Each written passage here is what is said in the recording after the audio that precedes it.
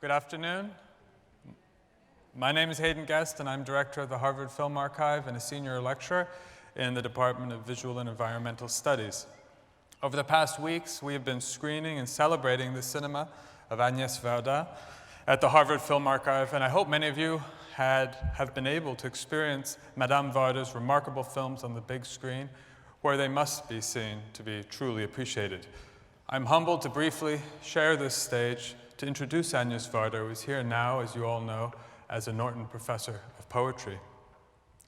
Throughout her long and wonderfully prolific career, Agnès Varda has remained avant-garde in the purest, most important sense of the term. As a filmmaker and as an artist, Madame Varda has courageously and continuously gone before, blazing a wholly original and increasingly influential approach to image and narrative, whether working in cinema, photography, or the moving image, the installation art. Though short in stature, je m'excuse, Agnès Varda has cast a long shadow across the restless and expanded field of the moving image. Much has rightfully been made of the ways Madame Varda, as filmmaker, boldly presaged the Nouvelle Vague with her stunning, prescient first film, La Pointe Courte, from 1954, an unprecedented cinematic debut which radically fused a poetic documentary of the eponymous fishing village in the south of France with a stylized portrait of two visitors, an estranged Parisian couple struggling through a near separation. Varda's debut film subtly defined an important autobiographical ground upon which her art rests, by marking her own position as a resolutely independent filmmaker and artist whose interest, whose heart, if you will, lay less in the Parisian capital of institutionalized culture than in small-town France, in those same petits villages that would give the title to her latest film, Visage Village, Faces, Places. An independent and cooperative film before such a thing really existed, La Pointe Courte also gave first expression to Varda's fascination with the local and her dedication to an ethics and poetics of place, to paraphrase Gaston Bachelard, under whom Varda briefly studied. Subsequent films deepened the non-doctrinaire modes of feminist and first-person cinema explored by Varda as she searched in cinema for new forms to describe and render vivid her specific experience and perspective as a woman, as a mother, and later as a widow, but also and always as an engaged artist and citizen. This restless and remarkably inventive search would lead Varda in a bold new direction with her first digital work, her first 21st century film, The Gleaners and I, released in 2000. Once again, in an exploration of the margins and the marginalized, The Gleaners and I embraced the rough-edged, pixelated aesthetic of the newly available handheld consumer-grade video camera as an expression of Varda's empathy and solidarity with the dispossessed and displaced, who she filmed with such tenderness and genuine care. Varda, moreover, declared herself to be a gleaner, a glaneuse, a recycler and reinventor of deeply rooted images and historically entrenched ideas of waste and privilege, bending low to the earth, to the harvested field, to find a new mode of cinematic poiesis, of cinécriture, Varda's insightful term for her insistence that each idea in cinema must emerge through cinema by inventing a new and adequate cinematic form. And what did Varda find with her camera when she bent to the ground alongside her fellow gleaners to forage from the senseless waste of corporatized agriculture? A potato. More specifically, a heart-shaped potato, touchingly misshapen and abandoned a vast pile of roots rejected as too unsightly for the supermarket. The same discarded potato would become the wonderfully improbable inspiration for Varda's seamless movement into installation art, cast as the star of her first multimedia installation, Patatutopia, commissioned by the 2003 Venice Biennial. I would like to pause for a minute to consider this potato and the ways this humble vegetable embodies essential qualities of Varda's cinema and art. Taking a handful of the heart-shaped potatoes home, we see Varda in The Gleaners and I planting one anew in a glass of water, leaving another on a windowsill to observe new life emerge, strange albino tendrils, transparent sprouts. A vital life force, the recycled potatoes emblematize an artistic practice that draws creative vision from unexpected sources and takes root, if you will, in seemingly unfertile soil. But the potato also gives touching expression to Varda's deep connection to the local, to the terroir, the loamy common ground of her cinema and art. And I think here of the drifting, defiant Mona in Vagabond, who in a rare moment of introspection confesses that she once cherished a dream of being a farmer, of cultivating potatoes, in fact. At the film's end, Mona's dream takes tragic form as she surrenders at last to the cold of winter and the cold of inhospitable neighbors and freezes to her death in a farmer's field, an uprooted young woman returned now to the soil. Varda more playfully, indeed exuberantly, self-identifies with the soil and with the potato, comparing in The Gleaners and I her wrinkled, sun-spotted hands, the homely tuber, and then later in Patutopia, as you will see, donning a potato costume to become Madame Patate, a humorously self-depreciatory figure of the restless artist as a stubborn root that continues to draw vitality from that which others so easily overlook. In her figure of the potato woman, Varda again insists upon celebrating the specific difference of the female body and experience, just as she did with the naked and abundantly pregnant women in her seminal feminist short films, L'Opéra Moufle and Réponse de Femme, or the courageously naked old woman who wanders across her haunting 1984 short film, Sept Pièces, Cuisine, Salle de Bain. Varda enlisted hundreds of potatoes for her first installation, spread into a kind of magic carpet that transformed the gallery into a root cellar, and over the course of the exhibition exuded an increasingly pungent odor, the funk of the soil. An olfactorily expanded cinema, Patutopia used 3 screens to create a triptych of sprouting heart-shaped potatoes, emblems of Varda's love of the misshapen, the rejected, the marginalized, emblems of a stubborn art that insists upon inventing its own appropriate form. In her brilliant 1980 essay film, Mieux, Mieux, Varda celebrated Los Angeles murals as a public art that invented its own space for its own community, fostering an appreciation of the textured layers of local history never memorialized in official monuments, let alone even basic signage. In Patutopia, Varda discovered a way to create her own mode of expanded, fully immersive, and public art.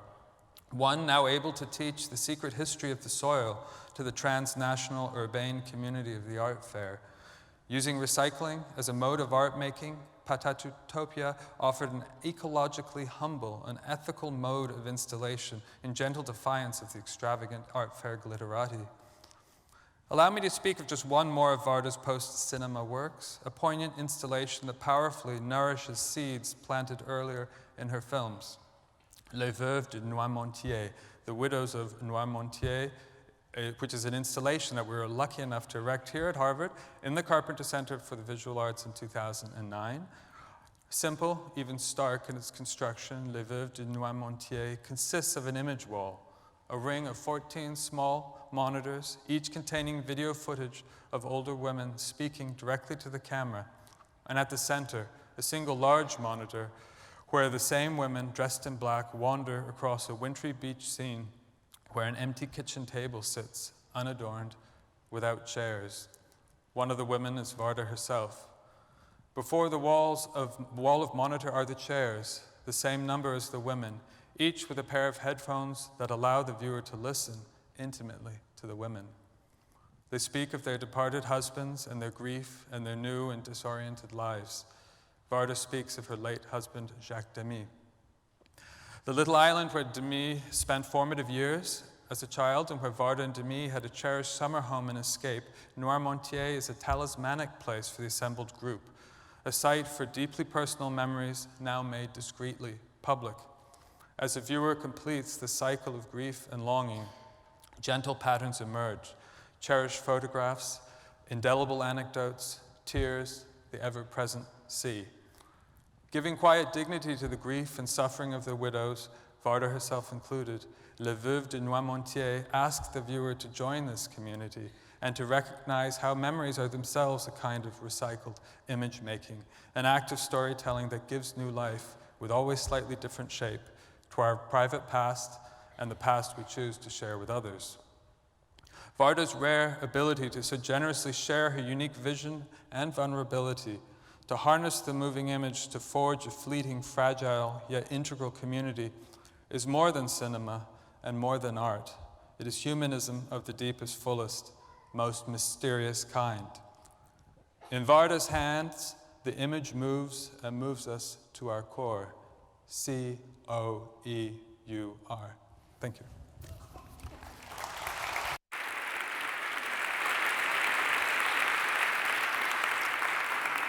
Ça, tu peux faire le point sur elle et que je sois flou. Ça me plairait beaucoup, ça. Le point sur elle et moi flou. C'est mon rêve. C'est mon rêve.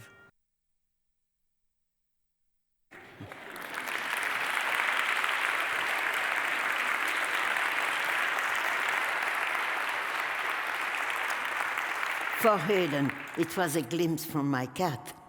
And yesterday, I did a lecture about my work as filmmaker in the 20th century. But today, we enter in the 21st century. I mean, at least a lecture.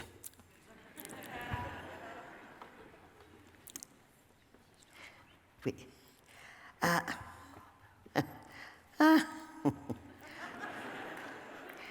Merci, Julia. Alors, I will talk about how the borders between cinema and art disappeared, at least for me. Some of you may remember there were many rumors about the year 2000.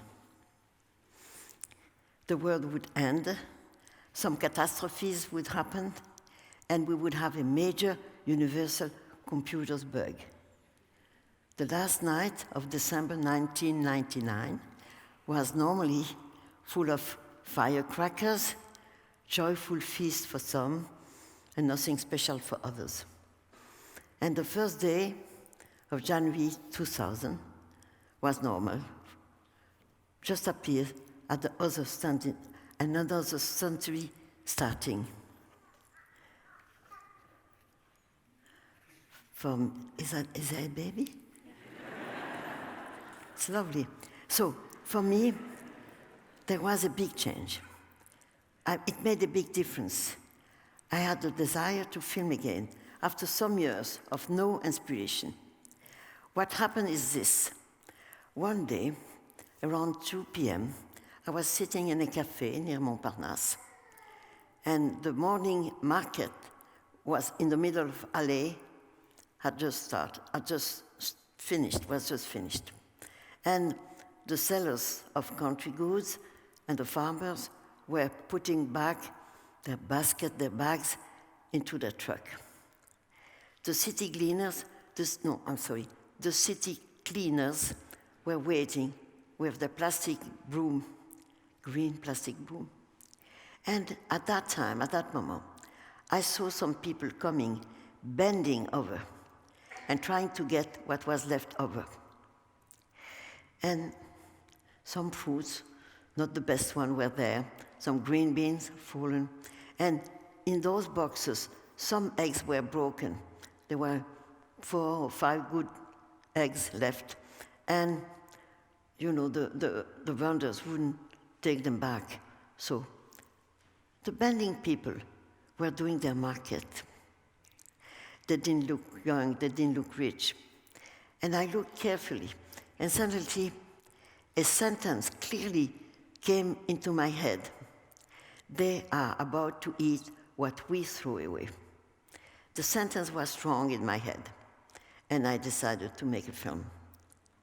Because the word gleaner was clearly in my mind, and it was no use recently. I looked it up in the dictionary, and it says clearly, to pick up what has been left by others.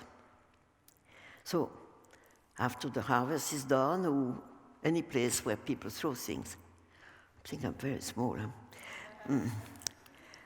Instantly, I decided to make a film about the city gleaners and about the country gleaners. Le geste est inchangé dans notre société qui mange à satiété. Glaneurs agricoles ou urbains, ils se baissent pour ramasser. Il n'y a pas de honte, il y a du tracas, du désarroi. Ouais. Rap de récup. Ouais. Je laisse volontiers tomber les épis de blé pour prendre la caméra. Ces nouvelles petites caméras, elles sont numériques, fantastiques. Elles permettent des effets stroboscopiques, des effets narcissiques et même hyper réalistiques.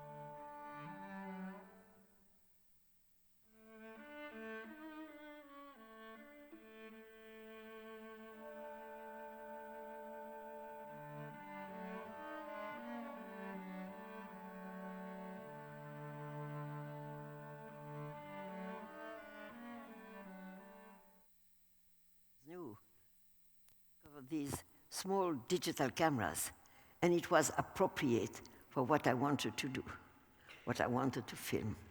I could approach people in bad situations, picking sometimes in garbage cans, in bins. With my little camera, I could approach them and say, "Oh, you are really right to do so. So much good is left. Can I speak to you? Can I take pictures?" And my video camera didn't look bigger than a film camera, than a photo camera. And then I would explain what I was doing, and little by little I'll build the film which is known as The Gleaner's and I. In French, it's Le Glaneur et la Glaneuse. It's nicer. Because, well, so we started in the country, in potato farms. The second day of shooting, it happened something. I bumped into heart-shaped potatoes. And this is the cheapest and the most modest vegetable. And its shape gave us a message. We should be attentive and kind to people in distress. And by chance, that heart-shaped potatoes became important.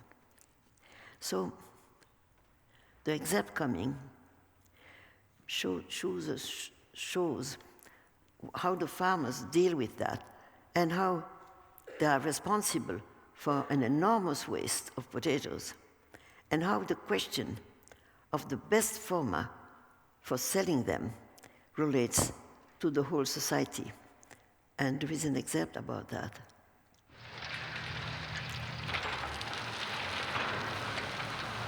On jette tous les hors calibres, les vertes, les pierres, les coupées par la machine, les accidentées, parce qu'elles sont impropres à la consommation. Pour le commerce, nous, on vend des pommes de terre d'une grille 45 mm à 75. Tout le reste, tout ce qui est au-dessus est automatiquement jeté. Galère, ton emploi tu le perds, tu seras content de savoir où se récupère la nourriture. Je vais apprendre un peu pour voir mes enfants. Quand je vois tout ce gâchis là, et puis il y a des gens qui n'ont rien à manger, c'est lamentable de voir ça. Bon, ça me sauve pour le moment. C'est dur, c'est tout. Ah, voilà, je repars avec mes 30 kilos. Et il y a encore quelques tonnes derrière moi que les gens pourraient ramasser, mais qui ne savent pas où ça se trouve. Quelquefois, ce sont des enfants qui donnent le signal. Tiens, Faboun, on a une grosse patate. Ouais, vas-y, c'est de la pâte. Lundi, des patates. Mardi, des patates. Mercredi, des patates aussi. Jeudi, des patates. Vendredi, des patates. Samedi, des patates aussi. Dimanche, un gratin de pommes de terre. Dans les déchets, on trouve il y en a des très grosses, hein. Vous voyez. Il y en a même qui sont difformes, forme de cœur. Ah ben le cœur, je le veux. Quelle surprise! J'étais contente. Je les ai aussitôt filmés de près.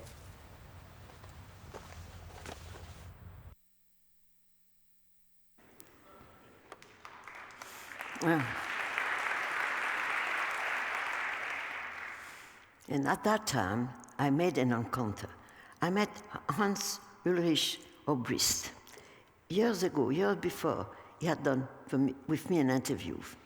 And he was invited to do a section at the Venice Art Biennale in 2003. And he decided to create a group called Utopia Station.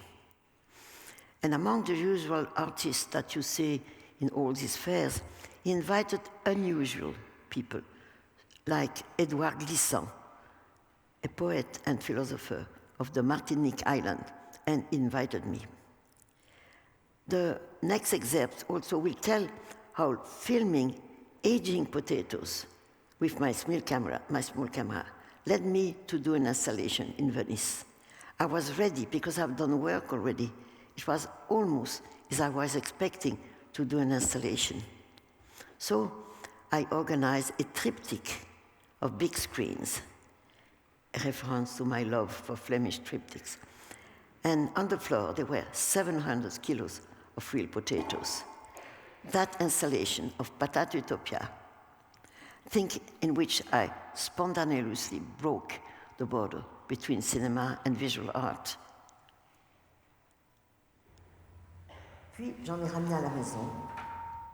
Je les ai regardés. J'ai attendu qu'elles vieillissent, qu'elles sèchent, qu'elles se ratatinent. Des germes et des radicelles. J'ai recommencé à les filmer et à les photographier.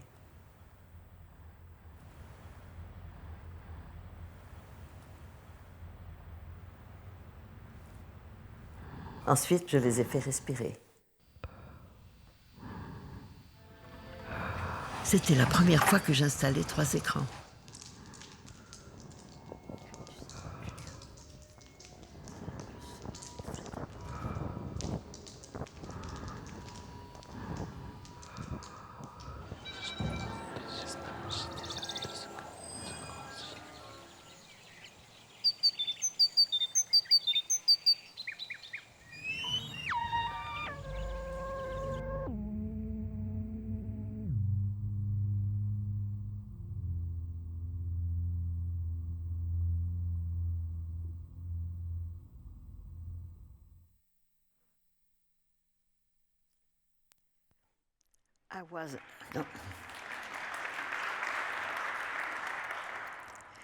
I was invited as an artist, which was a dream of my youth. And then I was very excited to be part of the Venice Biennale. I had known that fabulous city in the 60s because I was preparing a screenplay, which finally never were made. But at that time, I remember all the time I spent at the Academy Gallery, beautiful paintings there, and I found a place where I wanted to make a self-portrait. Here's the self-portrait. And here is, but you see from what painting I was inspired. You see me really at the bottom on the right. That's where I was standing. So it's interesting for me to understand the proportion. I show you the background because it means I was standing just at the bottom. The painting is the Gentili Bellini, The Miracle of the Cross. It gave me a scale of many things in my life. We are very small in proportion of what is art, but we are very big because we stand up and we can isolate ourselves from the majority. 40 years later, I did another self-portrait with small broken mirrors. I was already in pieces, but you can see that I have more eyes in my old age than before. I have 6 eyes. Well, many people are in pieces in life. What's happening in their life happens that they are in pieces. So I started to think about broken portraits. A woman was walking behind a broken glass. A man with a little mirror was face and profile.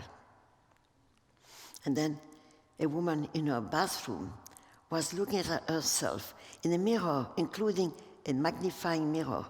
I chose the right position so that she had one big eye in the middle and she would be under a crescent moon.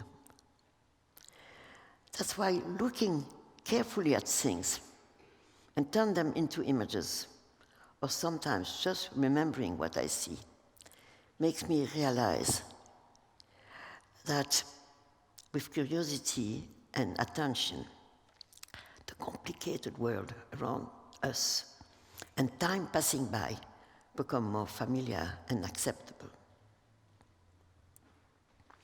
Some numbers have a big impact on us. Bye-bye, the photo. But, je ne sais pas ce que c'est que cette image. I was looking at the number 80, and I said, my God, am I about to turn 80?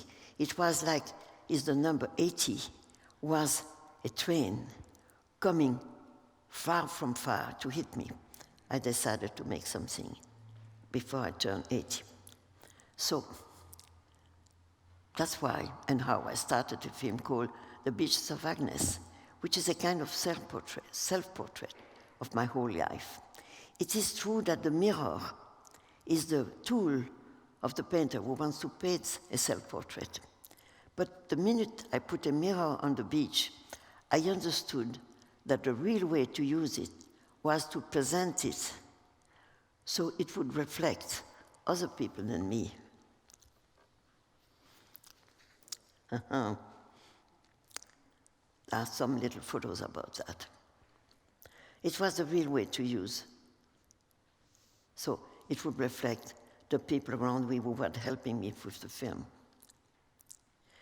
I can say my self-portrait film is mostly about other people, the way they made me, the way I loved them, the way they loved me. I also had this theme in my life. I like ocean, I like the sea. All my life has been near beaches. In my childhood in Belgium, my parents would always take us to the North Sea. Then after the bombing of Belgium during the war, we were refugees. We crossed France, and we ended up in the south of France, in Sète, by the Mediterranean Sea. Later, I met Jacques Demy, who was from Nantes. He was used to love the Atlantic Ocean. We even got a windmill in the island of Noirmoutier. Later, we moved into Los Angeles, and here was the Pacific Ocean. With Jacques Demy, we shared my life so many years. We were living mostly in Paris, in our house, Rue Daguerre. And in order to justify the title, The Beaches of Agnes, I had to create a beach on la Rue Daguerre. So, no, that's not exactly what it is. It's a photo where you see cranes bringing the sand, Rue Daguerre. With the support of the city of Paris, we moved tons of sand in front of the production. And we got our beach, our private beach, in the middle of the street. It became a real installation in itself. Yes. Maybe it's coming. Yes. No. No. We are in trouble. We are in trouble. We may stop. Yes. This is the production. Rue Daguerre. Allez-y, ne quittez pas. Je reviens vers vous. Il n'y a plus de thé, là. Où il en est, ce vie? Toujours pas. J'ai toujours pas. Copine de Jaco. Je laisse. Merci.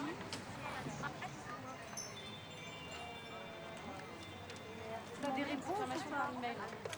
Non, Agnès, je vous le passe. Agnès. Agnès. Moi d'abord. Une connexion privée à la maison. Il faudrait que vous alliez voir Stéphanie. La banque de Neuflis-Aubessé, il faudrait vraiment nous prêter de l'argent sans intérêt pour qu'on puisse finir ce film un peu confortablement, s'il vous plaît.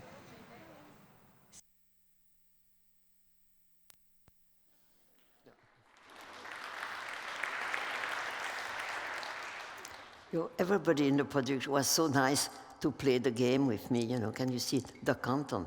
She was in a swimming bath. And I thought, is she counting during the show? I don't know. But we like to enjoy shooting and take advantage that we can allow ourselves to express something without having to be heavy about that. But we needed the beach, Rue Daguerre, and we got it. Now, the portraits of the film includes not only memories, but also imagery scenes on digression. When I was young, I had been many, many times to the circus. That was my favorite show. And I liked the tent of the circus, the trapezists and acrobats. I wanted them to be part of my film and make a dream come true, to see acrobats as flying fishes. So, in order to see the sea in the background, we had to build a tower, and we did. That's a side of the cinema I love, to get a production to spend money on realization of daydreams. Another example, we built a whale washed ashore to evoke the theme of Jonas. And I have to say that the whale has been made by the set designer, Frankie Diago, who is in the room here. I'm so glad to have her.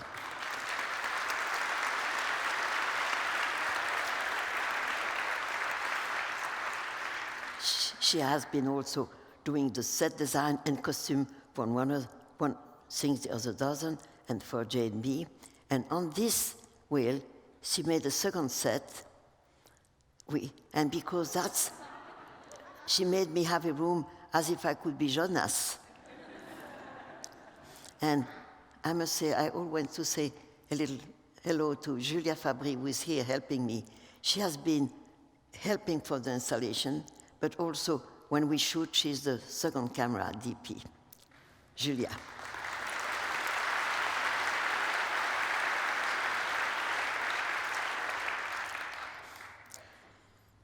So, my film relates things of my life, but it also covers many pieces of history.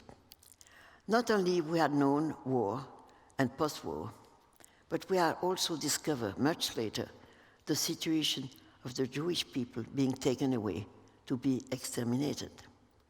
Years later, I was asked to take part to a ceremony shedding light on those called les justes, the righteous, those who helped to hide and save the Jewish people and the children. I was delighted to be asked to do that because it was like becoming conscious of things that had been near my life and that we could not understand as children because nobody was telling anything. And it was like getting back to an history that hadn't been near me. And I did something called les justes, the righteous. And it was in the Pantheon, huge place. And you see 2 screens, but there were 4 screens. And on the floor, there were photos of the real righteous with names and photos of anonymous others that I chose to mix with them. I made a film showed on 4 screens. 2 screens should show black and white film, and the 2 with people being taken by the German police, the whole history. And the other 2 screens, there was the same action in colors, but limited to close-ups. Again, as I said yesterday, for each project, I need to find a structure. For this work, I was proposing to understand at the same time the big and the small, the event and the details, the non-professional actors and the real people involved. Let's watch some of it, but in the real space, the screens were far from each other, but in the excerpt, we see how it was shown.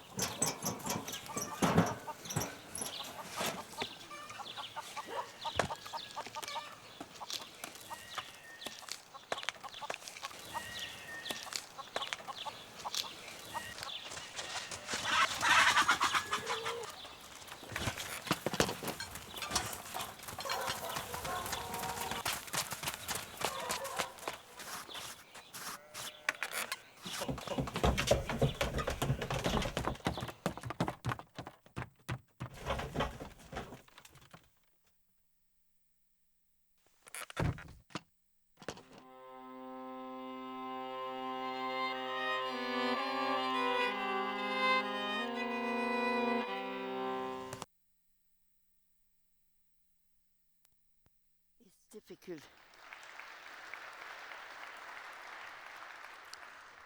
It's difficult to imagine because obviously you had to imagine there was very separated screen. And I was trying to find if people could turn the head and then, in a way, understanding what would be in the other screen. It was like asking the person to imagine or see, and both. And because the distance was so big, they felt lost in the big world and saved by people. So it's very difficult to show it, but it's a work I'm proud of because it gave me back that sometimes we're the middle history and we don't even know it, and we don't understand it at the time. It needs time to understand it later. So it has been shown only for this ceremony. It belongs now to the National Collection. It has been shown very rarely. But I found interesting that with a different approach, you can actually express more than one film in more than one screen. I was lucky enough to be invited in other places. The Crack Gallery in Sète invited me, and I created an installation that I called Seaside, Bord de Mer. It is made of 3 elements. It's a photo on the wall. The sea is calm, the foam is still. Then there is a film projected from the ceiling that continues the still photo, quiet waves up to the sand.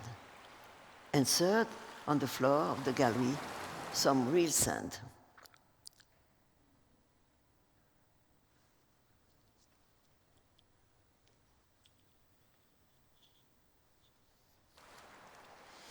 I like the idea of 2 ways of representing the beach, plus a real element.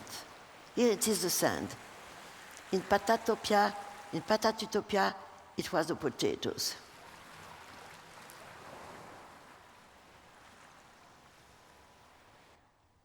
I also presented a real mattress in another exhibition, a real mattress in which there was a video screen where squatters expressed their difficulties about where to sleep and how to sleep.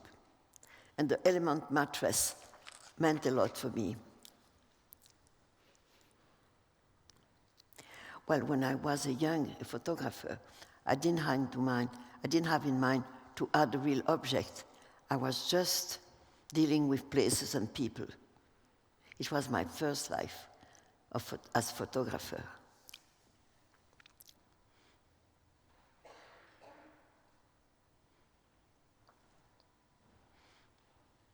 This is Brassai in China. Calder.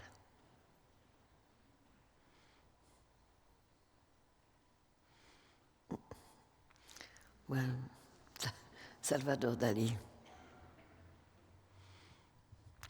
A picture called Ulysse, it's the name of the boy in the middle of the image. I made a film out of it.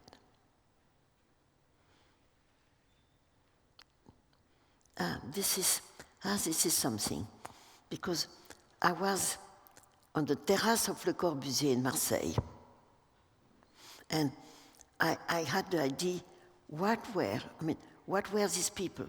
From where were they coming? And every snapshot for me is a mystery. So I tried to make a fictional short film, imagining who were these people and what had happened before and after the click.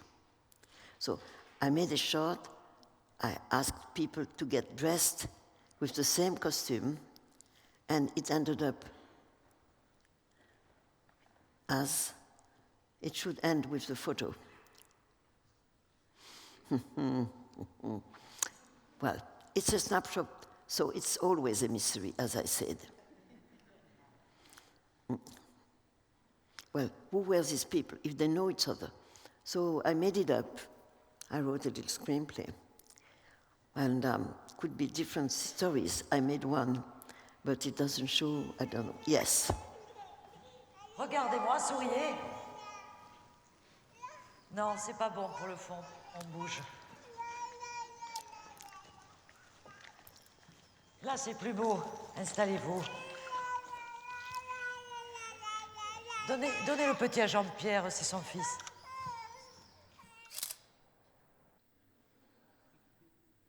Well, it's one possible version, you know.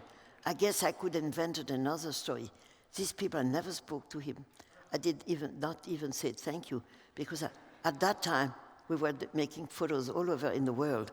Nowadays you have to ask, you have to request, to have the sign the release and all that. But in the time of the photographer in the 50s, we were just making photos, sometimes saying thank you, not always. But that was my first life. Now, my second life, as you know, has been a filmmaker. And now, in the third life, I'm more a visual artist. Sometimes I revisit my own photographs, as I showed you now. But sometimes I'm interested in the frame in cinema, because what happens outside the frame, where do they go just before or after? Where do they go when they get out of the frame? So I made a triptych called Le Triptyque de Noirmoutier. It was showed at the Abou-Kaya Gallery and then later at la Fondation Cartier. So this is the scene. This is like a film, a quiet Flemish kitchen scene. And then, according to you open or not the side panels, you can see where they go when they go out of the room and out of the frame. On one side is the sea, the other side is the closet. So the quiet painting in the kitchen is revivified because they go out. Some of the people in the room, the visitors, sometimes close the panels, sometimes open them. But we know that when he goes out now, we know where he goes.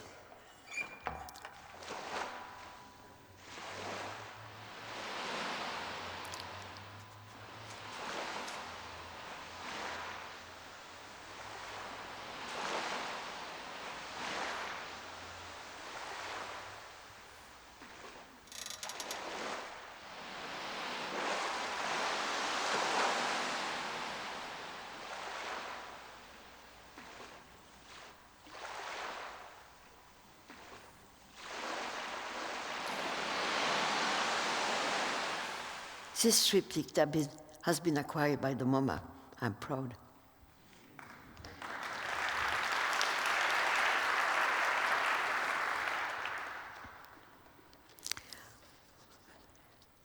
At the Fondation Cartier pour l'Art Contemporain, I've been invited. I had many ideas because they offered me many places, big places. And it was a big exhibition, and I gave it a name, L'Île et Elle, which translation is the island and her. But in French it's difficult because L'Île et Elle also means he and she. So he could be Jacques Demy, she could be me. And the island of Noirmoutier that we both loved is in the middle. So that little game of words is, anyway, L'Île et Elle.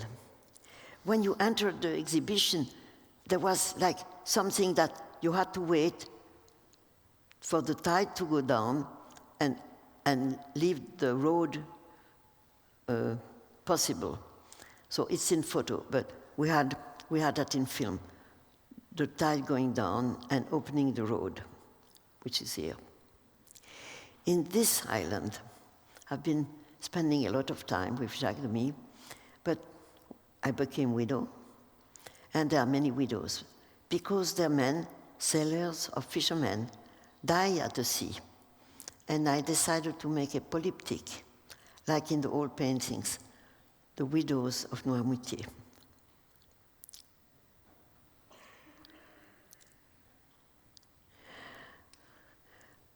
You know, the middle image was a film shot in 35 millimeter. And then around there were 14 video. And it's difficult to explain, but everybody had a chair, needed earphones to listen to each window and change seat to listen to another one. I cannot show it to you in real because it would be very long and we have little time. But that installation was shown in many countries, and we had to dub the voices because there was no way to subtitle since everybody was listening personally the video. So I was impressed and touched when my Noirmoutier neighbors spoke Chinese. L'image centrale est un film en 35 mm. Tout autour, sur 14 écrans, des dames de nude, toutes veuves, qu'Agnès a filmées en tête-à-tête. Elles sont muettes, mais on peut les entendre. Chaque chaise avec des écouteurs correspond à une veuve.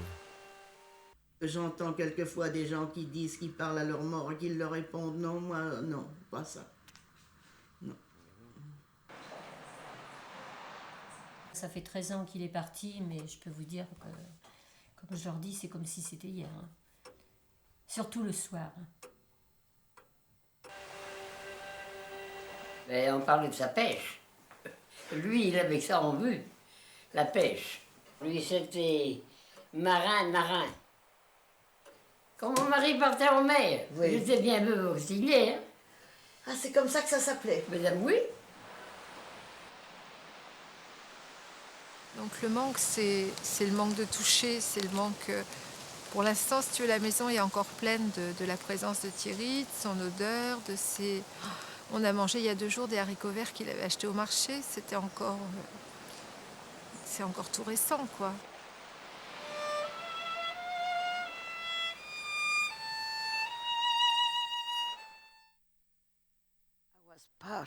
I was part of the video, but I didn't speak, I sang. But that big thing was very interesting because people wanted to choose a chair to listen to that one or to another one. So they were waiting for the chair to be free and then take the headphones. And that installation went in different countries. And obviously, as I said before, we could not subtitle because the confidence wouldn't work. So we had to dub the voices, which I did in English, in Spanish. We even did in Sweden because Julia made a show there with this. Now, what happened, the more impressive thing was then when it was shown in China, and we have an excerpt of the widows of Noirmoutier speaking Chinese. On s'aimait énormément. 我们的感情很好。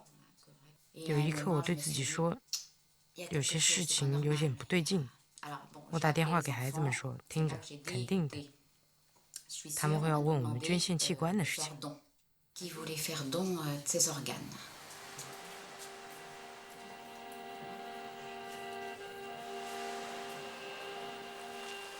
On est toujours dans l'eau salée. On a 我们 vécu 和 avec 大 la 海 mer. 一起生活。他叫沙尔麦。我自己一个人的时候，闷得无聊，我就和他说话。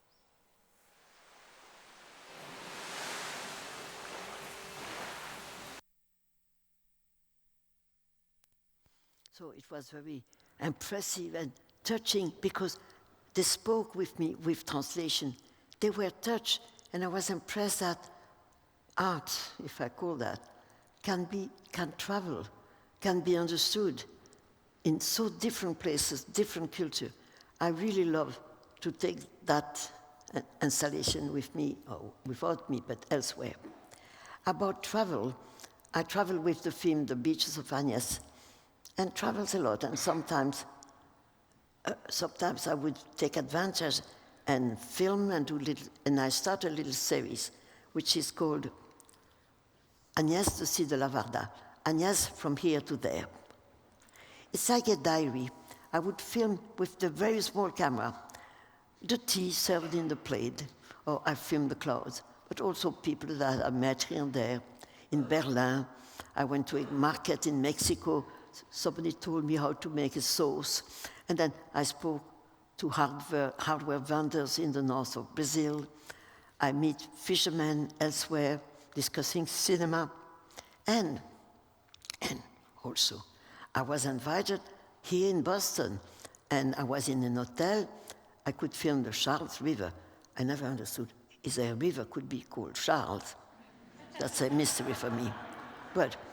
And I met Hayden Guest, who just spoke here, and he showed me his students. I spoke with them, and they even showed Les Veuves de Noirmoutier in the Carpeton Center made by Le Corbusier. But they had papers. They was not yet translated. Now it's a little better. I can bring it back. And in that series, I also wanted to meet artists I love and admire and make portraits of them. In that case, I will take a bigger camera and ask somebody, sometimes Julia, to help me to get good sound. Among the portraits, I made one of a great artist, Boltanski. He did a huge installation called Persons, like people or like nobody. It was extraordinary, I think. I should show you some of it. And it was in the Grand Palais. Il n'y a que des numéros. Et je pense toujours qu'il est terrible de tuer quelqu'un, mais il est encore pire de lui retirer son identité. Et les numéros évoquent à chaque fois qu'il y a quelqu'un, qu'elles sont toutes différentes. Chaque boîte est différente. Et comme s'il y avait à chaque fois quelqu'un dedans, ou le cœur de quelqu'un, ou l'esprit de quelqu'un.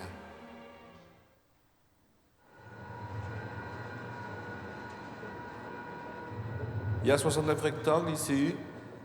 Chaque rectangle est composé de vêtements qui sont posés au sol. Et puis les piliers autour de ces vêtements, et sur ces piliers, il y a des petits haut-parleurs où il y a des bruits de battements de cœur. Et donc il y a constamment ce mouvement de prise par ce grappin, de rejet, et en même temps ce grappin prend au hasard. C'est un peu pour moi l'idée de la main de Dieu. Il n'est pas ni bon ni mauvais, il fait son travail, il prend et il rejette.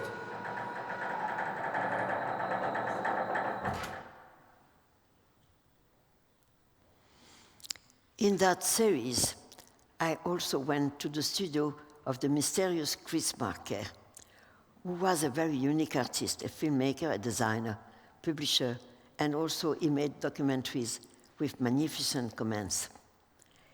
In the past 10 years, Marker did not allow anybody to film him or to photograph him. Since we have been friends for a long time, he allowed me to film him, to film his studio. Not him, not his face, just his hands. But I have that piece which is unique, a little moment, a little time in the studio of Chris Marker that we will see.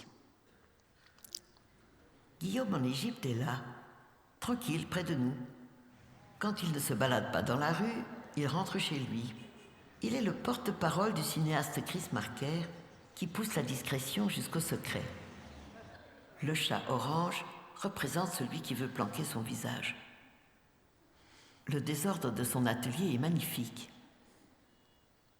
Ce déballage indescriptible, ce sont ses sources d'inspiration, les choses qu'il accumule et ses outils pour fabriquer des films documentaires qu'il nous écrit de pays lointains ou dans la proximité des grévistes et des manifestants. Il y a des photographies de femmes avec une touche de mystère ou sublimées par un écho.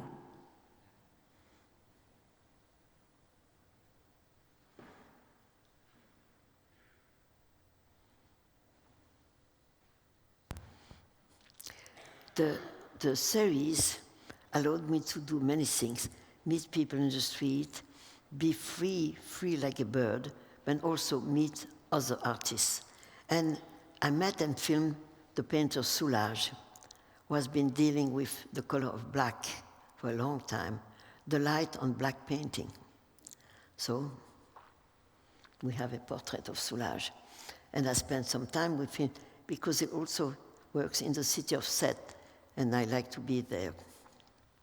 And other people I met, and remember meeting some people who made nets for fishermen and what they said about their own work, the words they used. This is poetry for me. when someone reads poetry or recites poetry, the voice is poetry. Writing a grocery shopping list before going to the market is poetry to me. I remember when I did the potatoes installation, I recorded a list of all categories of potatoes.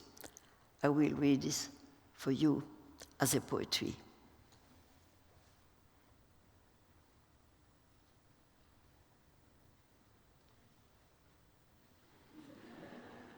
Potatoes, where are you?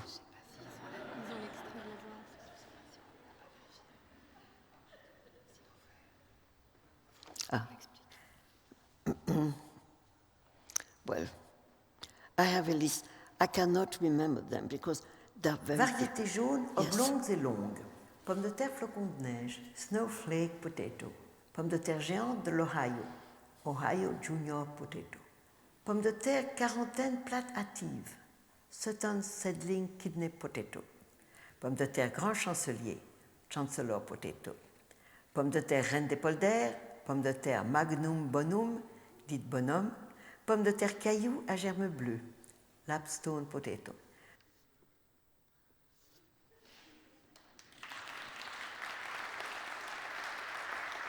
So, in fact, there are 246 different potatoes.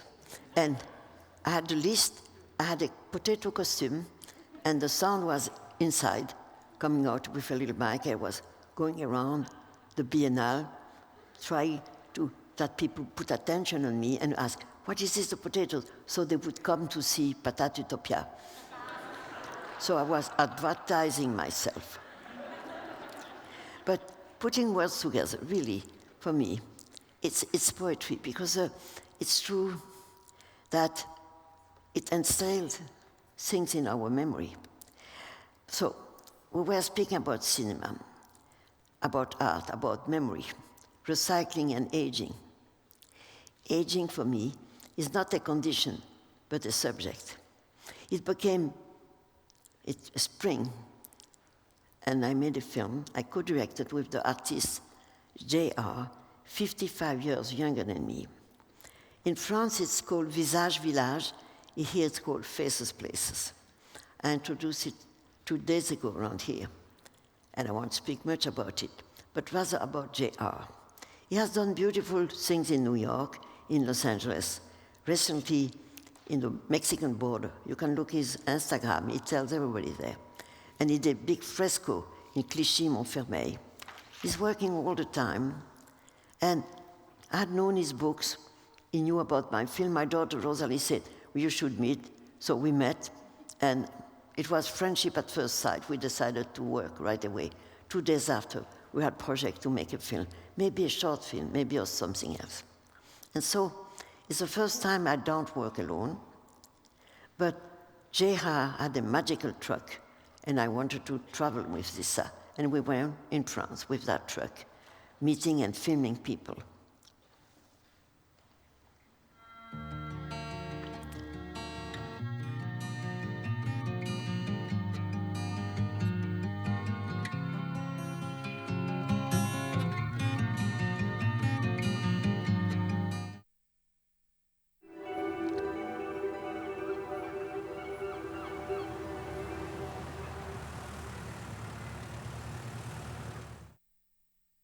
C'est une espèce de fête des portraits et un pique-nique. Alors on a ramené un énorme camion photo. Et on voudrait faire des images de vous. Ce serait bien si vous découpiez vos visages et une fois collés, ils seront plus près les uns des autres. Attention, 3, 2, 1...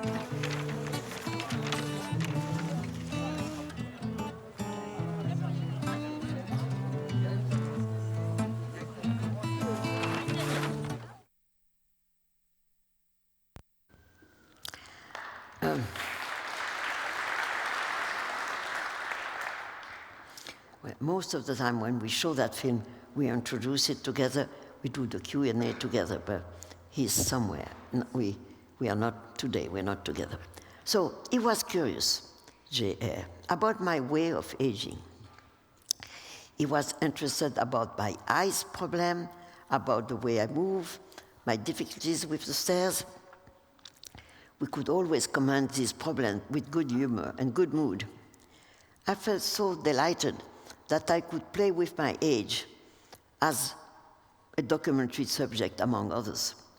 But those who were the important subjects were the people we met. Those who were filmed, the workers in the factory, a waitress, a woman who had goats and didn't want to have their horns taken away, a postman who became a giant on the wall. We both were loving the people we met, getting the best of their words, the best of their behaviors. On the other hand, J.R. played with pieces of my eyes, of my toes, and ended up pasting them on a moving train.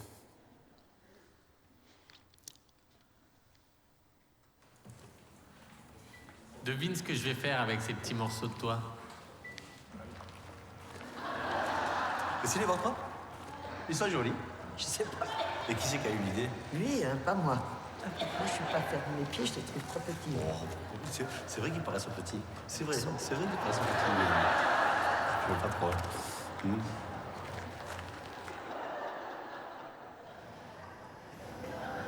Ce train ira dans plus d'endroits où tu n'iras jamais.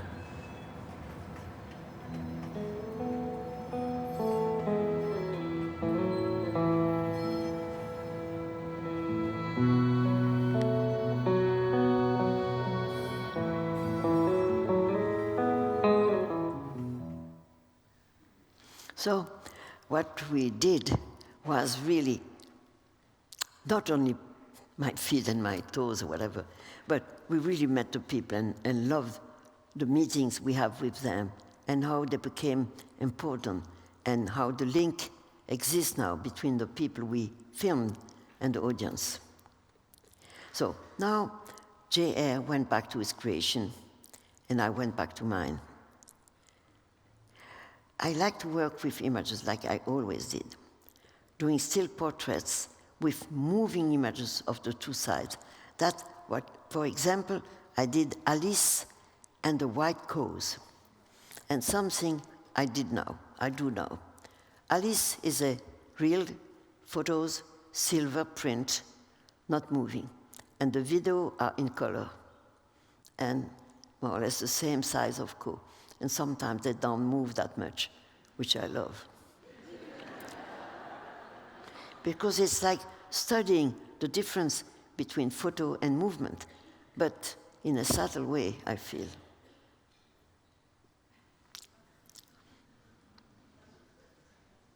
And I did another one called Marie dans le vent, Mary in the wind.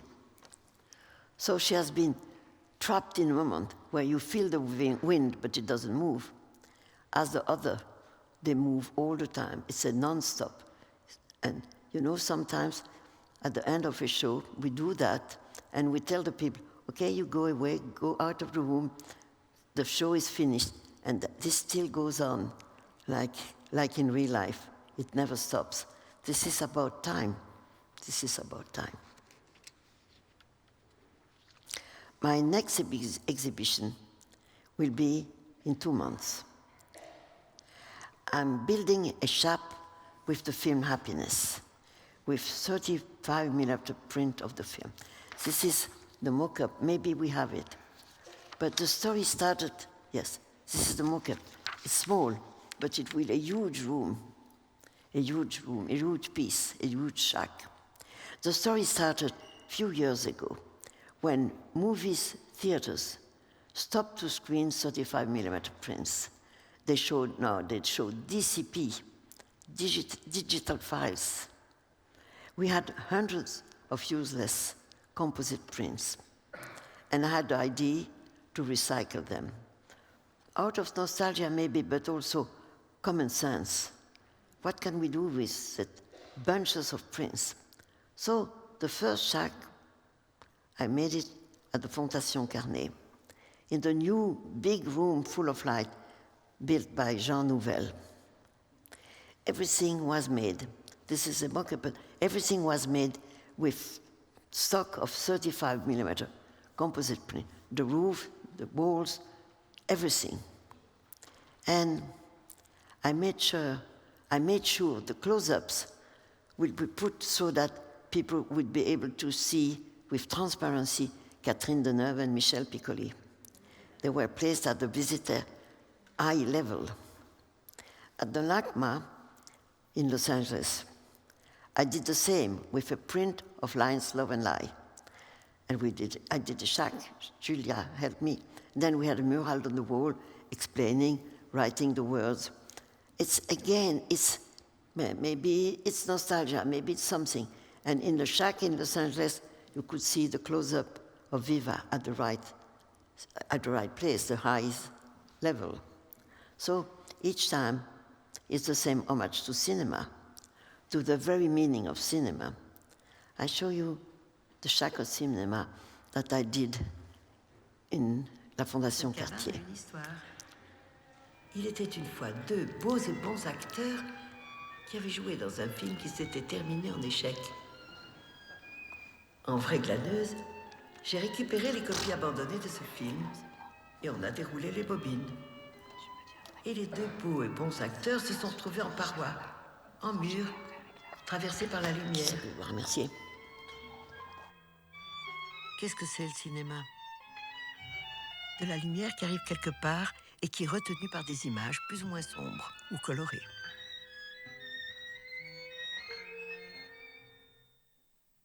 Quand je suis là, j'ai l'impression que j'habite le cinéma, que c'est ma maison.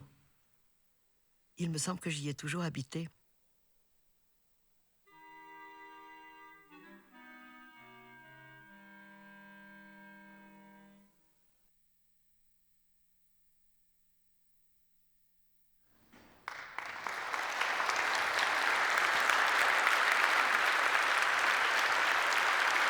Thank you.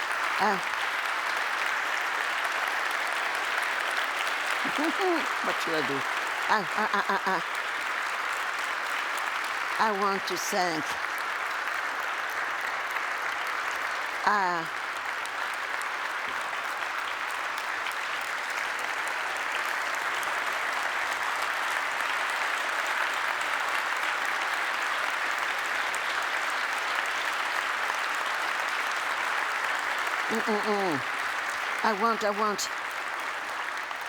I want to thank all those who organized all this, not only Hayden, but also Umi, Baba, and the technician, the people who organized that I could see the video, that the sound could be, and the video. I mean, it was a difficult thing, and they all helped with so nicely, being nice to me, and so did Julia, and so you did. So I love the place. I was a little gauche with the talk because sometimes I look for my words and then I was not sure of the excerpts, but I hope you did enjoy it because I felt good to be without people. Oh la la, I didn't do well, eh?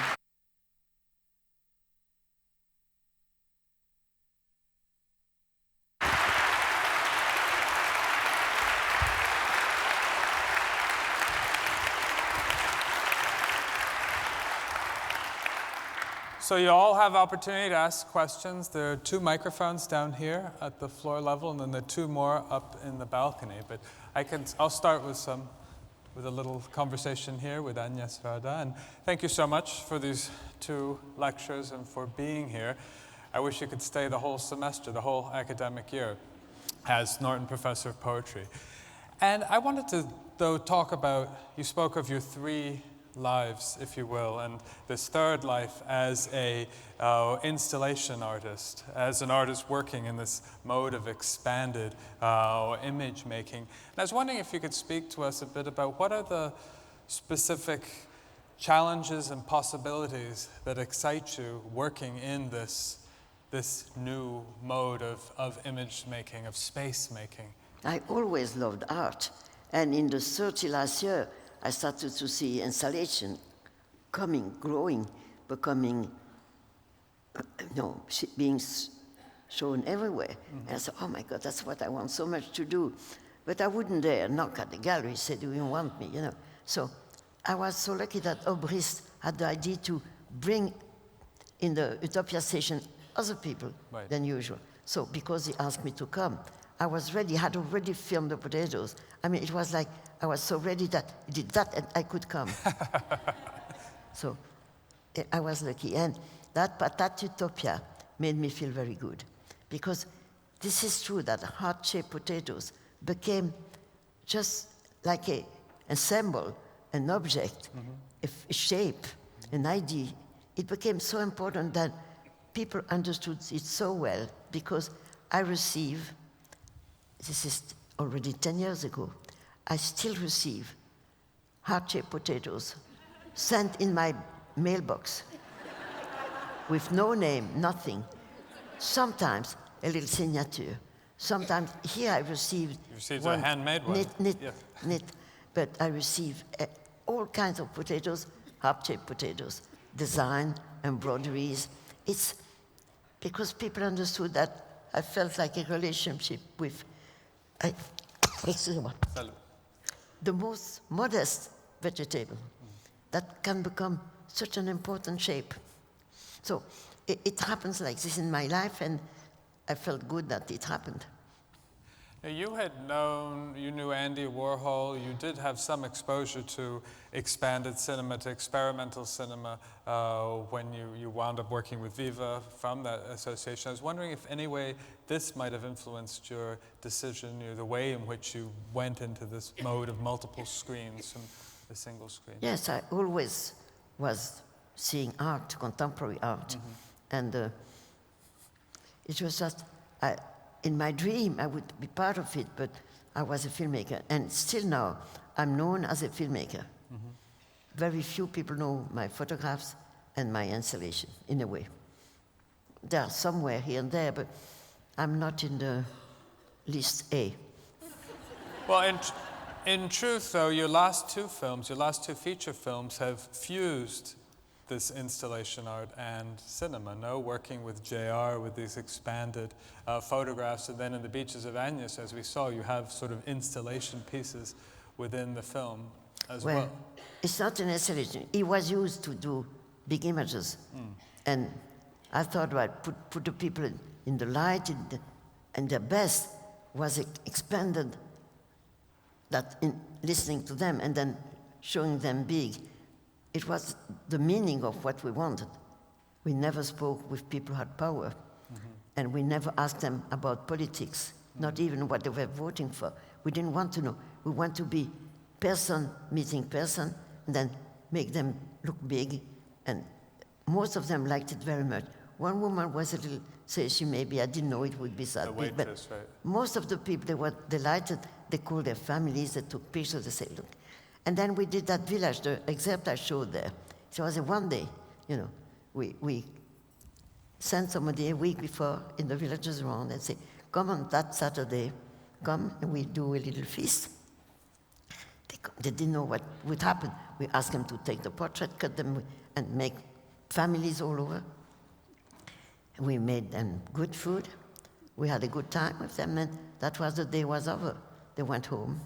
And by the way, the village has been totally destroyed since. Okay. The same way that the big bunker in which we posted, the one that fell, the tide took it away. So we were working something that is very important for me, especially now, ephemeral. We want to make the ephemeral be important, and by filming it, it's not totally disappeared. So it's playing the game of life is short, ephemeral is everywhere, but we go on and we construct something. I think I'm lucky to have met J.R. and lucky that my daughter decided to produce a film, to find the money so we could do it. And we could express that very joke about my feet on the train. It's okay, But he had a nice sentence. He said, this train will go places you will never go. As if this is the end of my trouble. I send my feet, but maybe I don't go myself. Well, we're glad you're here, all of you. And let's take a question from the gentleman up there with the hat on. Is it working? All right.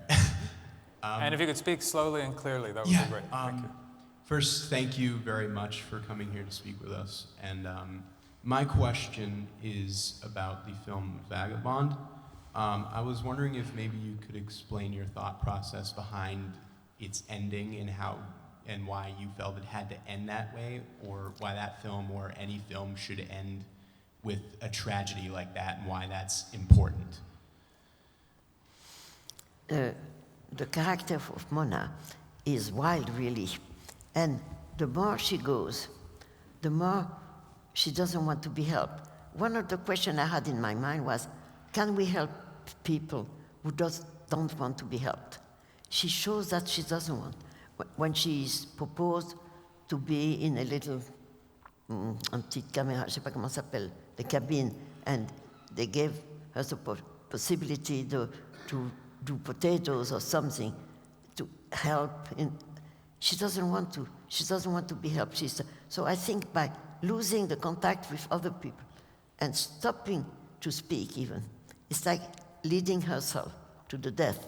And there is no romance about suspense because we see at the beginning she's dead. Right. So I was just showing the 2 last months, let's say, of her life, where she separates herself from the world of people.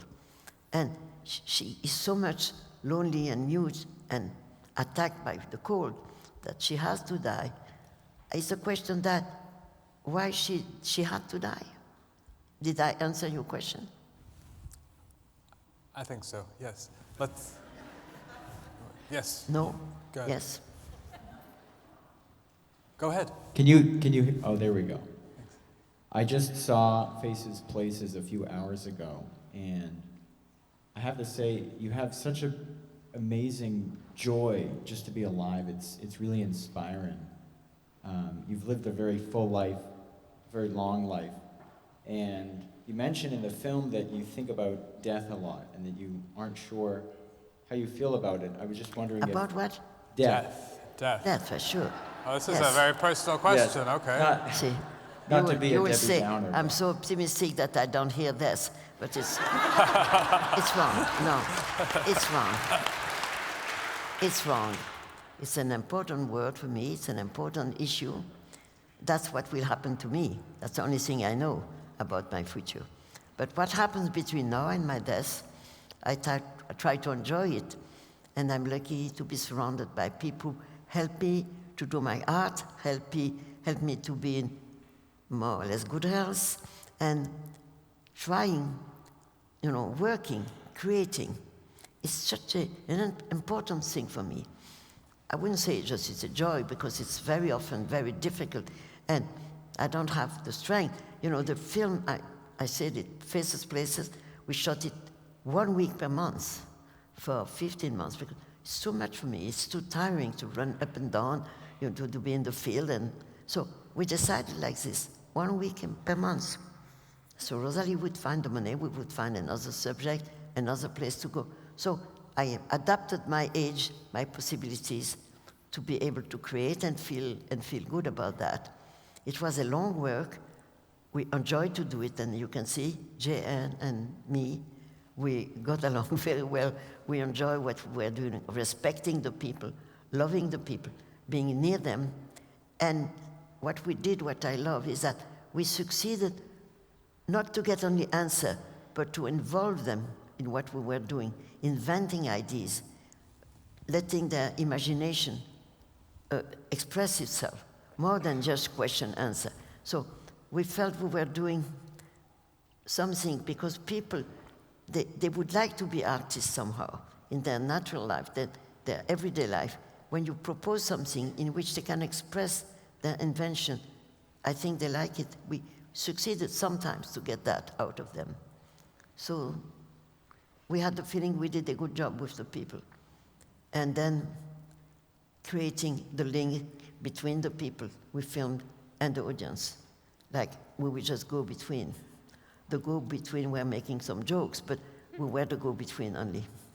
At the beginning of Faces Places, there's a wonderful scene at the bus station where you say, when's the next bus coming? It's 3 minutes. You say, oh, that's too late, I'm too busy. J'ai pas entendu. Attends. Commence le film, il y a en scène dans quand vous attendez l'autobus. What film? Faces Places. Yes. And you say 3 minutes is too much time to wait for a bus. And what I've realized is that really is you. You are so, the way you impatient. Put so, not impatient. I mean in the way that you I am impatient. But you take advantage of every minute. Including of dying. That's part of my impatience, really. Yes. Well, I salute you for that. Let's take a question right here, sir. Hi. Madame Varzel, merci d'être venue nous rejoindre aujourd'hui. You mentioned that when you go out to make your films in, say, the countryside, you engage with the people you meet on a person-to-person level. You don't talk about politics or etc. At the same time, it seems like, from all your experiences, you must have had some insight on the seeming divide that kind of defines our political moment today, the divide between people who feel heard and people who feel like they're not being heard, the divide between cities and countryside. So I was wondering if you have any comments to make on that, but also really curious if the Oscars this weekend, have you seen any of the other films nominated as well, Best Picture or anything at all? You ask me if I saw the other documentaries? She's been watching them every day. All five. You've been watching all 5 of the other Oscar nominees. I'm curious about documentaries in general, but obviously I've been curious about the other documentaries which are in competition, to say the word, at the César in France and at the Oscar here, because it's interesting to know what is there. But I don't like the feeling of competition, and really, I don't care that much. But I have to be aware because we have meetings, and they did something very nice. They have organizing like a meeting with all the nominees, all the documentary nominees, so we have to speak to each other. I better see what they did. So I will meet them. I will try to remain very calm. Because sometimes, you get admiring excessively or not liking the thing, so I will remain sort of neutral, if I may be able to do that. No, it's interesting because anyway, I love to see films, and I don't go as often as I used to do, to go to the movies. I like to see them with other people in theaters. But now, very often I see them on DVD, on a half-big screen, which is not the best, but it's already something. And is the question that you said was, if I see films, is that? Well, no, if you had seen, there were 2 questions actually, but the second one was asking if you'd seen the other films that are nominated for the Academy Award, and the answer is yes, you have been. But then the first question was interesting. He was responding to your comment that you didn't speak about politics to the subjects of the people you met in Faces Places, and yet he's wondering in what way are you though aware, and is the film aware of the political divide between city and countryside? Because we knew if we reached the level and the domain of politics, we would have been in difficulties. We knew it, especially in the south of France. So we decided not to approach the subject, because people like to speak about other things, by the way. And but it is there. I mean, you filmed on the site of where there was a strike, and then you have the women in the docks. They're up above, and the men are down below. But we were vaguely included, like in the harbor. I don't know if you have seen Faces Places. Have you? Some. Yeah. So in the harbor, what happened was that they were on strike. So when we came to film them, they say, "Come, we have time because we are on strike." So that's how they could help us, because they moved all these huge containers. Right. They would not have been able to do that in regular working. So they say, we can do whatever you want, because we want to use that time to create with you. And they really got involved, a pile of containers with huge machine. If it were a production, I don't know how much we would have paid to get this machine and use them. But they weren't right. They decided they should be part of a creation in which we were putting their wives in honor, And I was very impressed because they liked to do it. And they said, we have been surprised ourselves that doing this pushes the cliché, pushes the préjugé, and they got very proud to speak to the other men, saying they wanted the women to be in light. So it became, it's always what documentaries do. It becomes a conversation, a real approach to what people feel, what we feel, and how we can meet in an understanding of my ideas, of JR ideas. And obviously, I'm a feminist, so I'm the one who said we have to do the women. But then everybody said it's more than okay. So it's interesting because that we want to involve the people to be artists. We involve the men to do honor to women. It's something. It's a way of acting. It's a way of speaking that makes things not very easy, but understanding and sharing suggestions, sharing ideas.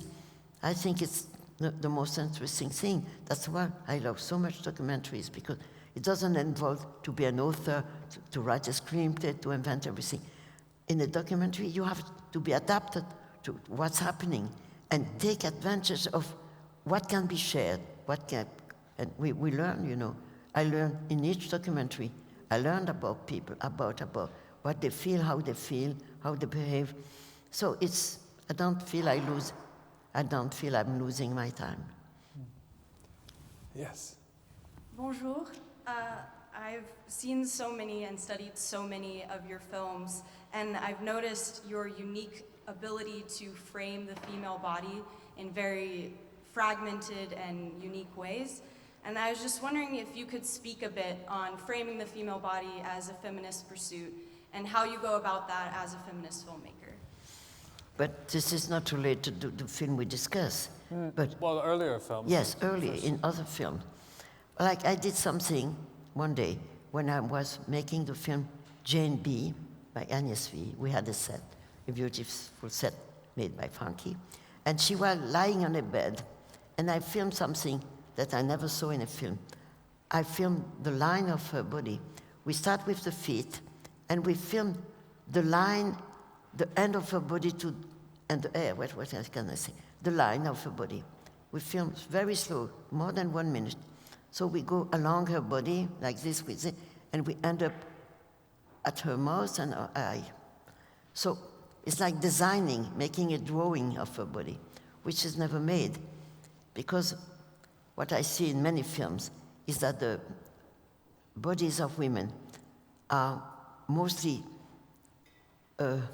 used for sexual reason and spotting the, comment on appelle, erotic places, you know, like the ass, the breast, you know, these things, like this.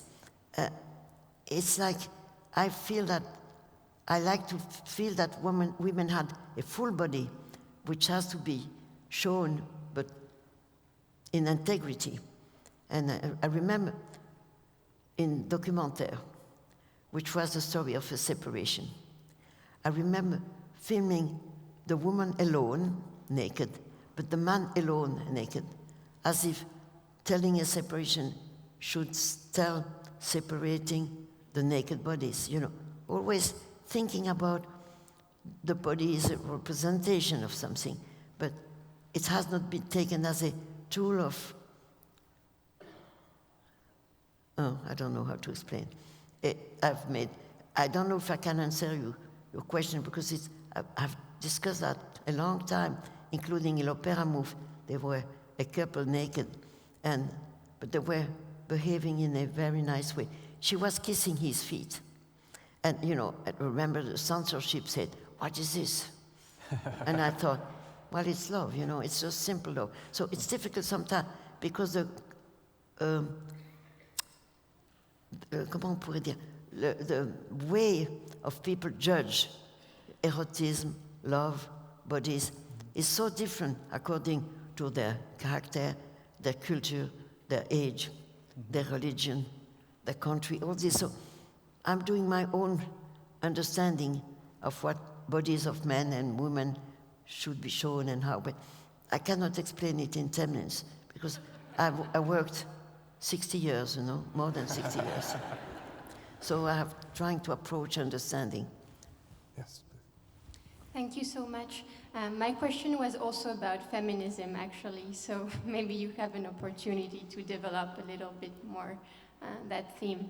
So I was wondering how your feminist commitment as a political commitment that you made in 1971, signing the Manifeste des 343 and then filming L'une chante, l'autre pas, how that very strong political commitment related to other movies, other artworks that you created, where it's not that obvious, but still women are there, and I noticed simply that the fact that there are just so many women in all your movies and that they're speaking, even though sometimes they're with men and the men don't speak, that's still something surprising. So I was wondering if you could develop a little bit all those different ways in which feminism is linked to your work.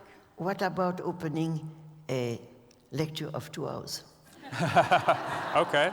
I just wanted to say, when we signed the manifesto, it was not only a feminist act, it was a social justice, because the women who were taken in jail were always poor women, students, you know, innocent wife that had needed an abortion and couldn't do it the proper way.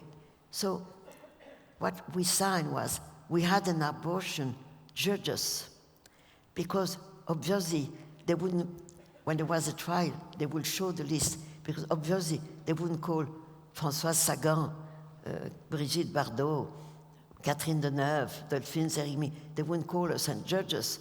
So it was showing how much the justice was unfair. That was as much important as defending the right of abortion. So we signed it. Some of the women who signed it had not had an abortion, but we say we had an abortion, judges. So it was a political position as well as feminist. And then, obviously, we marched. We went in the streets. We went at the trial of, you know, we were outside the court. We were screaming. You know, we did what needed to be done to get a little, 2 things. I spoke about that yesterday, I think, to get the right of self-control, of birth control in 72, and the right of abortion in 75. But there are many other feminist causes and action, you know, same salary. I don't go to enter that. Same salary, same rights, etc., etc. So I'm a feminist. I remain feminist.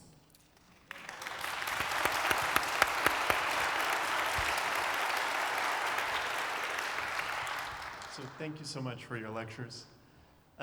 When you made Visage Village, did you consider going to a fishing village or to set like an echo from La Pointe Courte? I don't know. We could have been to many places, I know, and places he knew. We made it, as I said, 1 week of shooting, then being around, thinking, making contacts, ideas. It didn't happen that I didn't go to set, and I didn't go to other places where I've been. I didn't go to Nantes. I didn't go to Noirmoutier. We went to places that we wanted to go in a factory that I heard of because it's a chemical, right. So vaguely dangerous. I thought the people there should we should meet them and propose them something. And the stupid thing about the Chateau d'eau, you know, the water thing, then I say, if there is water, there should be fishes. And they say, okay, yes, but why fishes? We say, because fishes. So we were trying to get a kind of light suggestion of art, not, you know, that the big thing. Showing that being an artist is sharing, but also enjoying creating things. The joy that we shared with JR, even speaking about very serious things, about, you know, about retreat, comment ça s'appelle, retirement, right. About the abandoned mines, all this was serious, but we enjoyed meeting the people, and they felt we had a good time with them. It was never was a TV things, you know, it happened, what happened, question, answer, and go, you know. No, we spent time. We thought it was for us to understand and learn and make friends, and we tried to show the film. We went to the people who had been filmed, not all of them, we succeeded to go and not only invite and spend time with them discussing the film. You know, it's a real sharing of work, I think. I don't know if I say that well, but I meant it's just not we go, we come back. And we know the problem of documentaries, especially with people in trouble. I had it with the Gleaners. You know, I was going to a festival, they would applaud me, give me a good room, a good blanket, and I had to introduce a film in which people were in bad place, freezing cold, not eating well. And I thought, you know, there is a contradiction. Not that I have to hide because I made a film, but it's the showbiz is one side and the documentary was the other side. So what I did 2 years later, I made a film called 2 Years Later. I went back to see and film the Gleaners that I've met. Sometimes I had a bad time to find them. Have somebody seen 2 years after?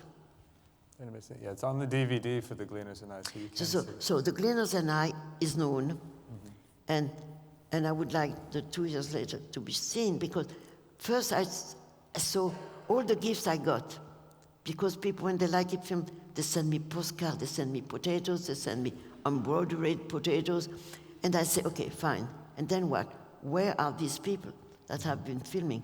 And I went somewhere where in other cities we drove in France to meet them, tell them that we have not forgotten them. And I felt good, because I felt that it's so difficult to do a documentary about a person in distress and then go home and they're still in their problem. All the films made now about the migrants, and you know, it's an enormous subject, and some decent filmmakers try to do that. But you film the migrant and then you go home and they're still under the wood or drone or something. It's so difficult to film the misery. It's very difficult because we are not rich, but we are not in misery. And we want to share what we understood, what we see. And in the other hand, no, we don't help them really. It's a problem of the documentaries about war, about pain, about people in distress. We want to share, we want to show, and in the same time, we are maybe inutile. Useless. Inutile is useless. Yeah, useless. So it's a difficult feeling we have. We have to be careful about what we film and if it's useless or is it meaningful for people also who see films. They should see honest films. But in another hand, what do we do? So it's you're pushing a point in which I'm touchy because I don't know how much I want to be fair to the people I film and also not at all take advantage of what they did or what they do. So what he did with the Gleaners was more difficult for me than what I did with JR, because we were meeting people in sort of good health, more or less good condition, not rich at all, but not in misery. So it was more easy to go ahead and enjoy the thing and enjoy to introduce them to you. Please. Bonjour. In a lot of your films, I noticed a thread in your protagonists of, particularly with Cléo de Saint-Cassette and Mona, of this sort of vagabond quality in many of your films, and them moving through space and their solitude, especially when Cléo sings Sans Toi, and then the film about Mona is called Sans Toi. And I was wondering if you could just speak to that, especially when you're the protagonist of your films, And you're also moving through space, interacting with people, and what that means to you, and how you relay that in films about other people and yourself. I'm not sure I understand the question. How am I related to? Well, just this idea that in many of your films, this woman has observed that you have a heroine who is alone and who wanders and who drifts. Is there anything that we can read, sort of the ways that we can identify this with you as well? You know that Flaubert said about Madame Bovary, he said, je suis Madame Bovary. But I'm not Cleo, but I'm Cleo. I never was, well, I could say at that time, I never had a cancer at that time. And I was interested in this because I have knew people being afraid of death and of illness. But I was not vagabond, I was not Mona, but I'm Mona also, because everybody has a little piece in herself or himself to escape, to be free, to be on the road. It's not that we do it, but there is a piece of wildness in everybody of us, which I believe. So it's like exploiting that little piece to make a character totally against society, totally wild. But I made different films, you know. In Le Bonheur, which is another film, I'm not the lovely lady with kids and husband going in the woods, even though I love picnics. And one of the reasons I made that film, that I could never take Jacques Demy to do picnics, he hated that. And I say, if I make a film where a family goes every Sunday on picnics, I will do picnics for my whole life, because the shooting lasted 2 months, so we had picnics. A lot of picnics. So you see, sometimes there are small side reasons to a subject, to attack a subject. It's in the same time simple and subtle. It's just a life. I have to remain open, and subjects come to me, reason to do it, intention of my intention, or my disgust, or my colère, comme on dit. I'm mad at something, or it disturbs me. It becomes a reason to make a film, etc. And also sometimes I have peaceful thoughts, and this installation that I showed make me feel good. The seaside, le bord de mer, makes me feel good, because I try to show something. I love peaceful ocean, peaceful sea. I'm not interested in sport, in skiing, comment on dit nager? Swimming. Swimming, sailing, nothing of this interests me, not the tempest, just the simple seaside when it's quiet. So this kind of impression, very strong for me. I made it into an installation. So I'm trying to express sometimes very simple things that other people could maybe love or not, but I needed to find an expression, as I said, including real things, like the sand, like the potatoes, like the mattress, so that we not escape from reality, but include reality in art. All these things are my problem, not my problems, my way of thinking, my way of creating. So that's the way I do. I don't have to excuse myself to do this and that. I just, some people raise questions, fine, but when I finish a film, it belongs to you. When I finish an installation, you feel what you feel. I try to answer questions, but sometimes it's not even reasonable, because every film is a question. Every person is a question, and we don't have the answers. Yes. Merci. That's it. I think we'll just do one more question and that'll be it. This is, thank you so much for your body of work and for the past 2 days. It's been wonderful. I know you've spoken about the fact that the sending of postcards and the receiving of postcards are important in your life, and that you revisit postcards and look at them for history. And I wanted to return a postcard, or a copy of a postcard to you that you sent to my uncle Richard Roud many years ago, to provide you with another moment of, when you read it, maybe another moment of history in your life. So I'll just give it to the lady over. It's a postcard from Richard Roud. You want to send me a postcard? No, c'est Richard Roud. Richard Roud from the New York... Richard Roud. Richard Roud from the New York Film Festival. This is a postcard that you sent to him many years ago. There you go. But I don't remember. I sent, but a little less now. I used to use the postcard system a lot. And now less and less, and people, they send mails, they send texto, they send. So I try to keep the habit to send postcards and letters with stamps, handwritten, but it's becoming difficult. But I love that. I love stamps. I love postmen also. Please join me in thanking Agnes Varda. Oh, no. Then I have to stand myself. Ooh.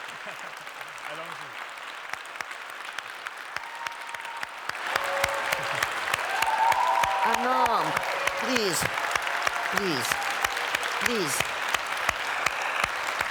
That's too much. Goodbye. Goodbye. I agree. Okay.